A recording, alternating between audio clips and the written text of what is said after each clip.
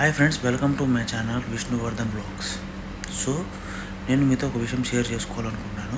ఏంటిదంటే, మీకు తెలుసు, నా ఛానల్ చూస్తున్నారు కదా, నా ఛానల్లో ఫస్ట్ ఇంటర్నేషనల్ ట్రావెల్ నేను ట్రై చేసిన. First international destination Bangkok set చేసుకున్నాను. బ్యాంకాక్ ఎందుకు సెట్ చేసుకోవడం అంటే, మీరు అనుకున్నట్టు ఆ విషయాలకు కాదు. ఎందుకంటే ఈజీగా వీసా వస్తుంది. వీసా అరైవల్ ఇస్తున్నారు. ఈ మధ్యన వీసా అరైవల్ కూడా లేదు, తీసేశారు. జస్ట్ ఫ్రీ వీసా, డబ్బులు అవసరం లేదు. డైరెక్ట్ పాస్పోర్ట్ ఉంటే చాలు, మనం ట్రావెల్ చేసేచ్చు ఆ కంట్రీకి. Just only entry and exit stamp పడుతుంది. సో ఇది నా ఫస్ట్ ఇంటర్నేషనల్ ట్రావెల్. అయితే మేము మీకు ఎందుకు షేర్ చేసుకోవాలనుకుంటున్నా అంటే, నాకు జరిగిన ఎక్స్పీరియన్స్ మీకు షేర్ చేస్తే ఎవరైనా ఫస్ట్ టైం వెళ్ళే వాళ్ళకి ఇబ్బంది కలగకుండా ఉంటుందని చెప్పి. సో పాయింట్లోకి వెళ్తే, ఫస్ట్ నేను హైదరాబాద్ నుంచి బయలుదేరాను. హైదరాబాద్ నుంచి ముంబైకి నేను బుక్ చేసుకునేది Hyderabad to Mumbai to Bangkok.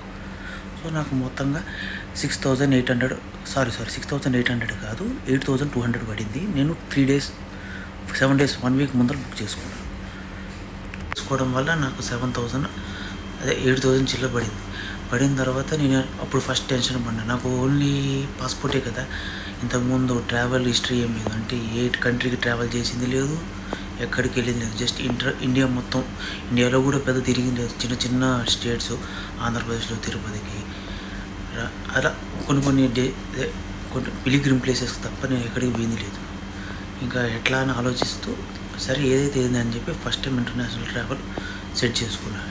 First నేను హైదరాబాద్ నుంచి ముంబైకి పోతున్న దారిలో ఫస్ట్ నేను టికెట్ తీసుకోలేదు, బోర్డింగ్ పాస్ తీసుకోవడం దగ్గర అక్కడనే అడిగారు, మీరు ఎక్కడికి పోతున్నారంటే బ్యాంకాక్ పోతున్నా, ఇలా ట్రావెల్ చేశారు. మీరు ఎందుకు బ్యాంకాక్ పోతున్నారంటే, జస్ట్ హాలిడే పర్పస్, జస్ట్ తిరిగి చూద్దామని, సైట్ సీయింగ్ పర్పస్కి పోతున్నాను. ట్రావెల్ టికెట్ ఏది రిటర్న్ టికెట్ ఉందా అని అడిగారు. అవును, రిటర్న్ టికెట్ ఉంది. కానీ బ్యాంకాక్ నుంచి నేను హైదరాబాద్కి రావట్లేదు. బ్యాంకాక్ నుంచి కోలాలంపూర్ పోయి మరి విశాఖపట్నంకి వస్తున్నా. అక్కడి నుంచి మరి నేను హైదరాబాద్కి ఎలా ఒకరు వస్తానని చెప్పి అంత డిస్కషన్ అయిపోయిన తర్వాత మా 2 బోర్డింగ్ పాస్లు ఇచ్చేసింది. Hyderabad to Mumbai to Bangkok ఇచ్చేసింది. సో సరే కదా అని తీసుకొని నేను ముందరికి వెళ్ళి ఫ్లైట్లో కూర్చున్నా. తర్వాత ముంబైకి వచ్చిన తర్వాత అక్కడ ఏం జరిగిందంటే, ఎలా ఫస్ట్ టైం కదా, ఎలా అని చెప్పి టెన్షన్గా పోతుంటే, అక్కడ మనకు ఫ్లైట్ అసిస్టెంట్స్ ఉంటారు. వాళ్ళే మనం అసిస్ట్ చేస్తారు. అలా ఎట్లా అంటే, మనకు కనెక్టింగ్ ఫ్లైట్ ఉంటే వాళ్ళే వచ్చి మనకి ఇన్ఫర్మేషన్. సో అట్లా ఒక అతను వచ్చి ఇన్ఫర్మేషన్ ఇచ్చాడు. మీరు ఇది దిగిన తర్వాత లెఫ్ట్లో దిగి రైట్కి వెళ్తే మిమ్మల్ని మామూలుగా చెకప్ చేస్తారు. దాన్ని దాటిన తర్వాత పైకి పోతే సెక్యూరిటీ చెక్ చేస్తారు. సెక్యూరిటీ చెక్ దాటిన తర్వాత మీరు డైరెక్ట్ ఫ్లైట్ ఇమిగ్రేషన్కి వెళ్ళిన తర్వాత మీరు డైరెక్ట్ వెళ్ళిపోవచ్చు అని చెప్పాడు. సో సరే కదా అని చెప్పేసి నేను పోయేసి అక్కడ మిలిటరీ వాళ్ళకి చూపిస్తే వాళ్ళు ఓకే అని చెప్పి పంపించేశారు. తర్వాత ఈ సెక్యూరిటీ షేప్ దగ్గర ఒక ఇన్సిడెంట్ జరిగింది. ఏంటంటే, అందరికి జనరల్గా మామూలుగా సెక్యూరిటీ చెక్ చేసిన తర్వాత నార్మల్గా రావాలి. నాది మాత్రం పోలీస్ ఆఫీసర్ దగ్గర పోయి తర్వాత వచ్చింది. పోలీస్ ఆఫీసర్ దగ్గర పోయిన తర్వాత చూసిన తర్వాత ఏం లేదు, ఇక్కడికి ఎందుకు వచ్చిందని చెప్పి ఇచ్చేసాడు. నేను కాస్త సేపు టెన్షన్ పడ్డా. ఏంటంటే, ఈయన దగ్గరికి పోయింది, ఇప్పుడు నన్ను ఇంటర్నేషనల్ ట్రావెల్ ఉంటుందా లేకపోతే గోవిందా అప్పుడు నా మైండ్లో ఏమనిందంటే, ఫ్లైట్ టికెట్చిపోయా, ఈడ నన్ను డిపోర్ట్ చేసేస్తారు, అది ఇది అని చెప్పి టెన్షన్ పడ్డా. సో అమ్మా అని చెప్పేసి మొత్తం అన్నీ తీసుకొని గిల్టు అన్ని బ్యాగులు పెట్టుకొని తర్వాత ఇమిగ్రేషన్ దగ్గరికి పోయిన తర్వాత నా సామరంగా ఉంది లైన్లో. చూడు, 3 కిలోమీటర్లు 4 కిలోమీటర్లు ఉంది లైన్. అమ్మ ఈరోజు అయినట్టే అని చెప్పేసి లైన్లో అనమాట. స్లోగా లైన్ కదులుతుంది. అట్లా పోతుంటే కొంతమంది గ్రూప్ ఆఫ్ పీపుల్ని తీసుకుపోయేసి కస్టమ్ డిక్లరేషన్ ఫామ్ అడిగారు. సో నాకు టెన్షన్ అయిపోయింది.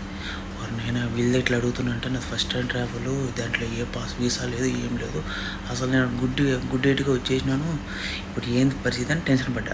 అసలు ఏం లేకుండా ఎట్లా వచ్చానో టెన్షన్ పడ్డా. అప్పుడు నా మైండ్లో, నన్ను ఖచ్చితంగా డిపోర్ట్ చేస్తారు, ఈ నుంచి వెళ్ళిపోవాలి, బ్యాంక్ ఆగలేదు బొక్కలేదు, ఇంటికే అసలు ఫ్లైట్ 20,000 రూపాయల దాకా ఫ్లైట్ ఖర్చు అయింది, మొత్తం గోవిందా. దాంతోపాటు అకామిడేషన్ ఖర్చులు మొత్తం 40,000-50,000 అయింది, మొత్తం గోవిందా. ఫస్ట్ ఇంటర్నేషనల్ ట్రావెల్, పెద్ద యూట్యూబర్ అవ్వాలని చెప్పేసి వచ్చారని చెప్పి ఆలోచించి టెన్షన్ పడ్డా. అట్లా స్లోగా ముందుగా ఇమిగ్రేషన్ దగ్గర పోయిన తర్వాత ఏమీ అడగల, జస్ట్ పాస్పోర్ట్ చూశారు, మీరు ఎక్కడికి పోతున్నట్టే బ్యాంకాక్ అని చెప్పిన, స్టాంప్ వేసాడు, హాలిడే పర్పస్ అని ఒక నవ్వు పంపించేశాడు. ఇంత వడ్డానికి నేను పడ్డాను చూడు టెన్షను, ఆహా మామూలుగా. తర్వాత ఫ్లైట్ కోసం అక్కడ ఒక గంట అర్ధగంట సేపు తస్కిసలాడి తిరిగి తర్వాత ఫ్లైట్ ఒకటే ఆలోచన, వీడైతే తప్పించుకును అక్కడైతే బ్యాంకాక్ మన కంట్రీ కాదు, ఇంకా వాళ్ళు ఏం చేస్తారో ఖచ్చితంగా డీపోర్ట్ చేసేస్తారేమో, అసలు ఏం లేదు ఒక స్టాంపు తప్ప, ఫ్లైట్ బుకింగ్స్ కరెక్ట్గా లేవు, కోలాలంపూర్ పోతానంటాడు, ఇది అంటాడు అది అంటాడు అని చెప్పేసి పంపిస్తారేమో అని చెప్పేసి టెన్షన్ పడ్డా. తర్వాత బ్యాంకాక్ ఎయిర్పోర్ట్లో దిగిన. బ్యాంకాక్ ఎయిర్పోర్ట్లో దిగిన తర్వాత అక్కడ విచిత్రం ఏంటంటే ఏం కాదు, డైరెక్ట్ బ్యాంకాక్ ఎయిర్పోర్ట్లోకి వెళ్ళిపోయినా స్ట్రైట్గా ఇమిగ్రేషన్ దగ్గరికి పోయినా. 2 ఇమిగ్రేషన్ ఉంటాయి. మీరు ఇటు సైడ్ పోతే ఫ్రీ, వీసా ఫ్రీ, ఏం డబ్బులు కట్టక్కర్లేదు. పొరపాటు మిస్ అయ్యి ఫాస్ట్ ట్రాక్ దాంట్లోకి వెళ్ళిన.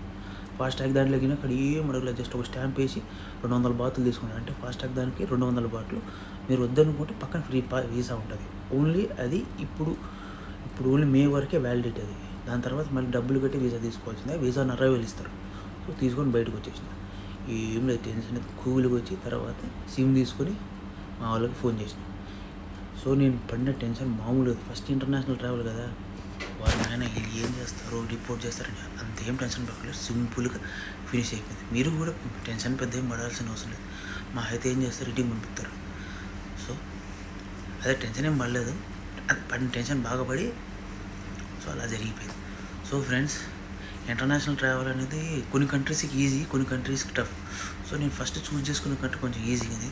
తర్వాత కోలాలంపూర్ ఎలా ఉంటుంది అనేది మీకు నెక్స్ట్ ఈ series Bangkok series, Pattaya series అయిపోయిన తర్వాత మీకు వస్తుంది. సో మీకు కానీ ఈ వీడియో నచ్చితే లైక్